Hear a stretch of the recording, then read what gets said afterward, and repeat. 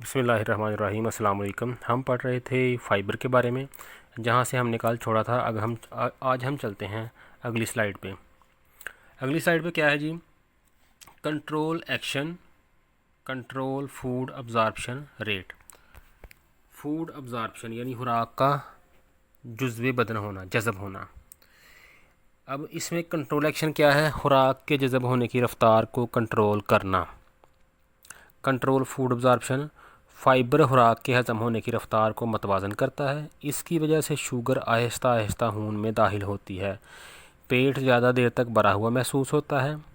इससे भूख जल्दी नहीं लगती और वज़न कंट्रोल रखने में मदद मिलती है। खुलासा क्या है? ग़िज़ाई फ़ाइबर खुराक के जज़ब होने की रफ़्तार को मतवाज़न रखता है, जिससे तवानाई बतदरीज मिलती है और भूख जल्दी महसूस नहीं होती। ये लोगों को दो तरह का मसला है।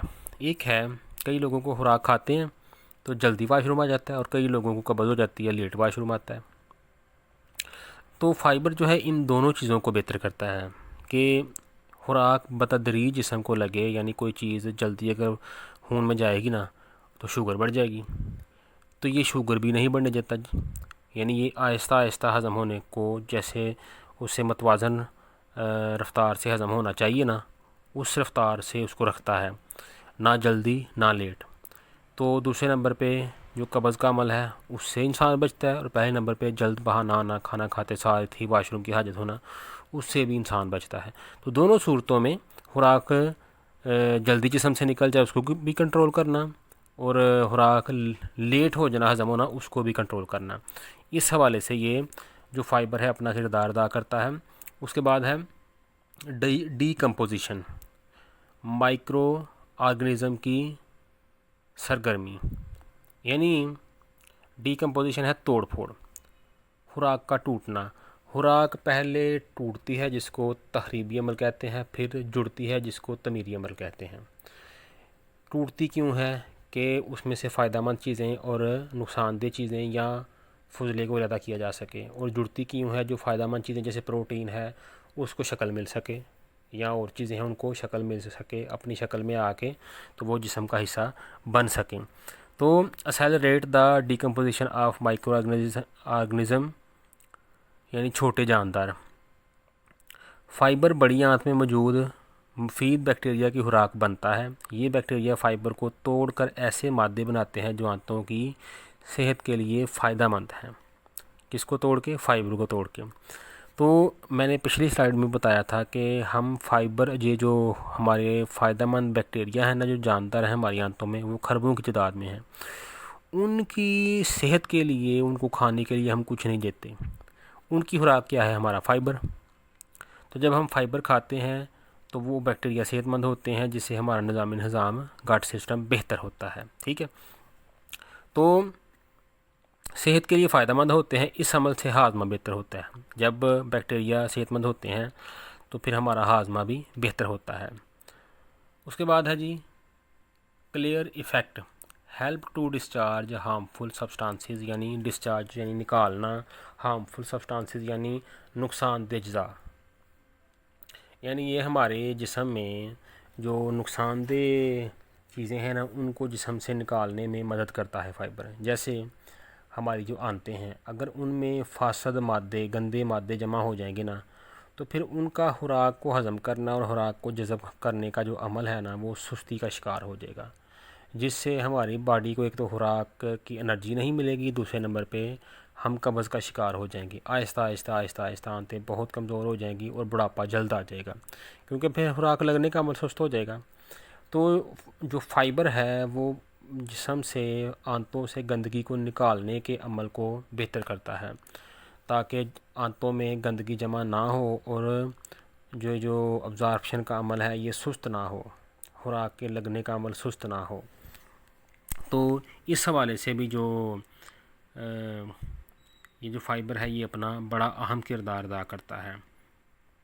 तो ये तीन चीज़ें थी आज की स्लाइड में। अगर आप देखें तो इस स्लाइड में तस्वीर जो दिखाई जा रही है उसमें हमारा निज़ाम यानी आंतें, मैदा दिखाया जा रहा है, खुराक की नाली दिखाई जा रही है। तो यहाँ से ही हो कि हमारी खुराक जाती है। अगर ये वाली खुराक की नाली, हमारे मैदा, हमारी आंतें साफ़ होंगी, सेहतमंद होंगी, तो इसका मतलब है हमारे खुराक जो है हमारे जिस्म को लगेगी, मिलेगी। चलते हैं अगली स्लाइड पे। अगली स्लाइड पे क्या है कि not easy to eat pound of vegetables, यानी बताया जा रहा है कि रोज़ाना इतनी ज़्यादा सब्ज़ियां खाना आसान नहीं होता जिस्म की फ़ाइबर की ज़रूरत पूरी हो जाए। ताकि सब्ज़ियां क्यों खानी हैं? ताकि जिस्म की फ़ाइबर की ज़रूरत पूरी हो सके। क्योंकि हमें फ़ाइबर फलों और सब्ज़ियों से ही मिलता है, सलाद से मिलता है। तो हम सब्ज़ियां कहाँ इतनी खाते हैं? अगर खाते हैं तो भून भून के खाते हैं, जिससे फ़ाइबर ख़त्म हो जाता है। तो समझाना क्या मकसद है यहाँ पे कि सिर्फ सब्ज़ियों से मतलूबा मकदार में फ़ाइबर हासिल करना हर शख्स के लिए आसान नहीं होता। उसकी वजूहात क्या हैं? 3 लेस स्पीशीज़, हर शख्स रोज़ाना मुख्तलिफ़ किस्म की सब्ज़ियाँ नहीं खाता, इसलिए फ़ाइबर की मकदार कम रह सकती है।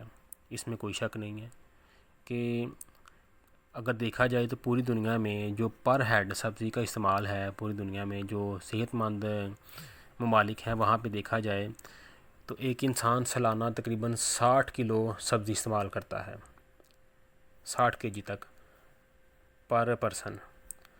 तो हमारे यहाँ अगर देखा जाए तो एक इंसान सालाना सर्वे के मुताबिक 3 केजी सब्ज़ी इस्तेमाल करता है, 3 किलो, और वो भी भून के इस्तेमाल करता है। जो दूसरे ममालिक में इस्तेमाल की जाती हैं वो बॉयल्ड सूरत में इस्तेमाल की जाती हैं और 60 किलो तक इस्तेमाल की जाती है सालाना एक बंदा। यहाँ पे 3 किलो इस्तेमाल की जाती है, वो भी भून भून के। तो हम जो 3 किलो इस्तेमाल करते हैं हमें उसका भी फ़ायदा नहीं होता, लेकिन वो बॉयल्ड फार्म में लेते हैं 60 किलो, उनको उसका फ़ायदा होता है। एक तो हम कम ले रहे हैं, दूसरा गलत तरीके से ले रहे हैं। वो बहुत ज़्यादा ले रहे हैं और अच्छे तरीके से ले रहे हैं। तो हमारे यहाँ अगर देखा जाए तो कोई भी इंसान मुख्तलिफ़ किस्म की सब्ज़ियाँ डेली बेस पे इस्तेमाल नहीं करता है। हमें भूख लगे तो हमारा यही तरीक़ाकार है, सब रोटी खा ली, चावल खा लिए, फ़ास्ट फूड खा लिया, इस तरह की चीज़ें खा ली। हेल्दी चीज़ों की तरफ हमारा रुझान नहीं है, ना हमें पता है। आगे दूसरी चीज़ है स्टिर फ्राई कुकिंग, यानी हमारा जो तरीक़ाकार है चीज़ को पकाने का वो है कि वो ऐसा है कि हम चीज़ को भून के, हमारे यहाँ मसालों का और भुनी हुई चीज़ का टेस्ट लिया जाता है। हमें ये नहीं पता कद्दू का टेस्ट क्या है, हमें ये नहीं पता है टिंडे का टेस्ट क्या है, हमें ये नहीं पता मूली का टेस्ट क्या है, क्योंकि हम मसाले का टेस्ट लेते हैं, नमक मिर्च का या ये जो पैकेट वाले मसाले हैं इनका टेस्ट लेते हैं। जब तक वो ना डाले जाएँ, चीज़ को भुना ना जाए, तो हम कहते हैं कि सालन का मज़ा नहीं बना। जबकि अगर चाइनीज़ को देखा जाए तो वो ना नमक डालते हैं ना मिर्च डालते हैं, वो सिर्फ़ चीज़ को बॉयल करते हैं। कद्दू है वो असल कद्दू का मज़ा लेते हैं, उनको पता है कद्दू का क्या टेस्ट है, हमें नहीं पता। ना हमें उसका फ़ायदा मिलता है, ना हमें उसके टेस्ट का पता है। तो चीज़ को अगर इस्तेमाल करना है तो ज़्यादा पकाया ना जाए, जितनी वो हीट बर्दाश्त कर सकती है उतना ही उसे पकाया जाए, यानी सब्ज़ी को बहुत ज़्यादा पकाने की ज़रूरत नहीं होती है। उसके बाद है पेस्टिसाइड्स रज़ाइजीव, यानी ज़रूरी अद्वियात की बाक़ियात। ये जो 3 चीज़ें बताई जा रही हैं ना, वजूहात, ये बताई जा रही हैं कि हमें फ़ाइबर क्यों नहीं मिल रहा। ये इसलिए बताई जा रही हैं कि पहले कि कम इकसाम की सब्ज़ियों का इस्तेमाल, उसके बाद हमारे पकाने का गलत तरीका, उसके बाद ज़रूरी अद्वियात की बाक़ियात। कभी कभार सब्ज़ियों पर जरासीम कुछ अद्वियात की बाक़ियात रह जाती हैं, इसलिए इन्हें अच्छी तरह धोना ज़रूरी है। अब ये जो जरासीम कुछ अद्वियात है ना, या ये जो ज़रूरी खाद्य हैं, या इसके अलावा जितने भी पेस्टिसाइड स्प्रे वगैरह किए जाते हैं, ये धोने से सब्ज़ियों से निकलते नहीं हैं, ये सब्ज़ियों का हिस्सा ही बन गए होते हैं। उसके लिए हमारी ओज़ोन डिवाइस है वो हम इस्तेमाल करते हैं, लेकिन वो हर घर में तो नहीं है। लेकिन फिर भी हमें कोशिश ये करनी चाहिए कि एक तो हम चीज़ को अगर इस्तेमाल कर रहे हैं तो उसको ज़्यादा देर तक ना पानी में ज़रा डिप करके रखें, या उसको नमक वाले पानी से धो लें, ज़्यादा देर तक उसमें नमक वाले पानी में पड़ा रहे। उससे क्या होगा, काफ़ी हद तक चीज़ें के असरात कम हो जाते हैं। और अच्छी तरह धोएं उसको, कोशिश ये करें। तो उससे क्या होगा कि आपकी ये जो सब्ज़ी की ग़िज़ाइयत है ना, वो आपको काफ़ी हद तक उसमें बेहतरी आ जाएगी। और दूसरे नंबर पे उसको बहुत ज़्यादा भून के ना पकाया जाए और तीसरे नंबर पे सब्जियों का इस्तेमाल किया जाए। बहुत शुक्रिया। अस्सलाम वालेकुम।